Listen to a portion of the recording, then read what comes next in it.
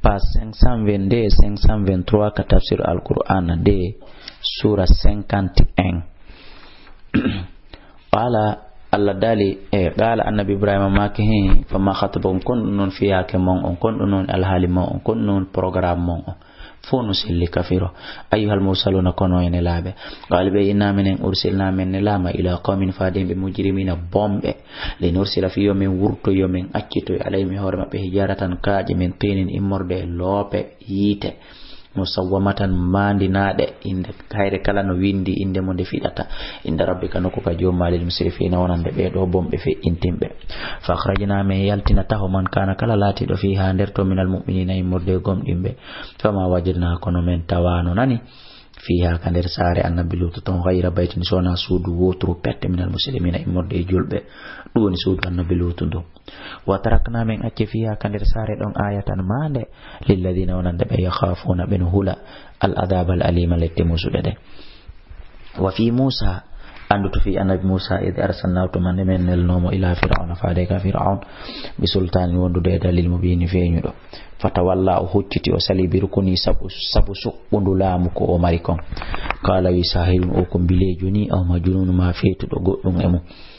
fa akhadnahum min nangimo wa junudahu e kono makko ngon fanabadnahum min feribe fil yammi kander ilol mayongo men yolbe wawatay kanko mo limun ko felni do mojjano fi adin anduto fi adin ko ben id arsalna to mande men nelno to mande men wurtuno alayhim e do mabbe riha hendu ala qiman dimaru hal kaydu ma tadarundu accata min shay'in hay e hunde atata alayhi kundu ari e hore mum illa ja'alatuhu si onandu watta e de hunde karramim wanondondi wa fi thamud anduto kadi fi samudan kobe ben ida ila lahum to mande wi ananobe annabajo mabbe wi ani be baabe wari ngelomba tamattaw awadaki mede hatta hinin ha ila jal fa ataw betoniti an amri rabbim gaje bugole mi dore joni mabbe den fa khadatum as-sa'iqa ta changon nange be o tay kambe yanjuruna be ndara fa masataw be tagana no kamin qiyamin immorde daragol darto lette den o ma kanu be onano kadi muntasirina wallindirobe ha lette den tulta wa qawma nuhin andite fi be annabi nuhu min qabilu qadi dum do fo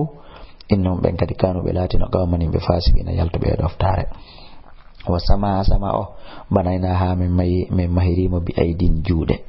wa inna madum bi aidin dole fono ari wa inna min la musiuna wallahi ko me waaw be yanyude dum no yaaji honno wal arda laydin kadi farashnaha min wedditindi fanimal mahiduna wallahi mo iko me wedditi wa min kulli shay'in murde kala hunde khalaqna min tagi dum kadi zawjayn mi wadi noni jidi gorel e deyel la'allakum dum do fo ko men wadiri ko belajo onon tadakkaruna wajito kono a hunde hani ala ko marsi no marsi de bay buy e men hinu gomdini kono marsi rali hella buy fa firru dogeru to don ila Allah faade kala inni min lakum wonande o minhu edum nadirun ko mi wajoto do mubin finyina wala tajalu e kadi watan wadu ma Allah wondude Allah ila harewete do akhara goddo go koni goddo ala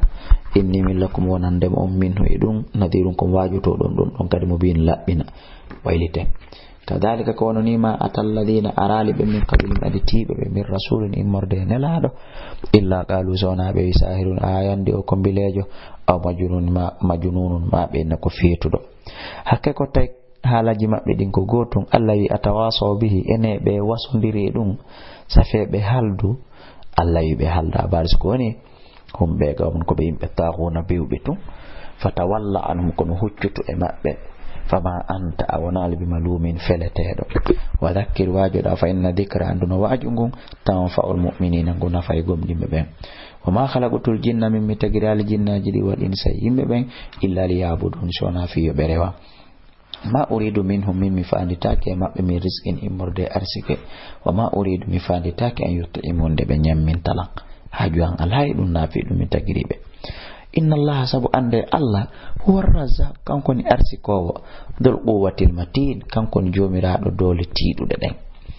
fa inna lil ladina andana wadani ben zalamu toñu be danuban bakkatuji mithla danubi ashabihim sifa bakkatuji wondi be mabbe ben dimmobe mabbe ben fala yastajilun wata be hawyir lette den de yaray taboboti haw jangala libay fa waylun bone wadani lil ladina wananda ben kafaru yeddube min yawmihim immorde nyallal mabbe alladhi ngal yu'aduna ngal be foda. Suratu Turi makiyatu. Bismillahir rahmanir rahim. Hare on jentoto wondoje de mojja no metti faltindirde tokkara majji duuda. Wa tur Allah dali o wondiri ngodo fello tur kaka annabi Musa e Allah yewti don. Wa kitabin ende do deftere masturin windande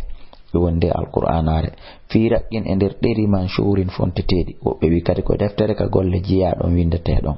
Wal baitil ma'mur ende do julirde wurnitete suudu Allah wurnitete julirde wonde den ka kammo. Wasaqfil marfu endi do kippodi bantidi do woni kammo gon ko jutuda wo aju wotako.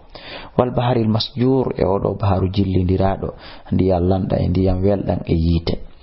Inna adaba rabbika ande lette jomi maada din dey mo accali lawagi on ko de yanayde malahu alanade min dafin immorde dunyo wode itta yawma tamuru sama nyande asama yiltindiro ya mawran yiltindirande fo yurindira gotum wata siru jibalu pelle de ruina sayran e ruine gol waylun bone wodani yawma idin danyande lil mukaddibina onande fenno ben alladina be hum be kanyum fi khawdin be der njumpugol yalabuna be fija yawma yud'una nyande be tunyoya ila nari faade kayite jahannama da'an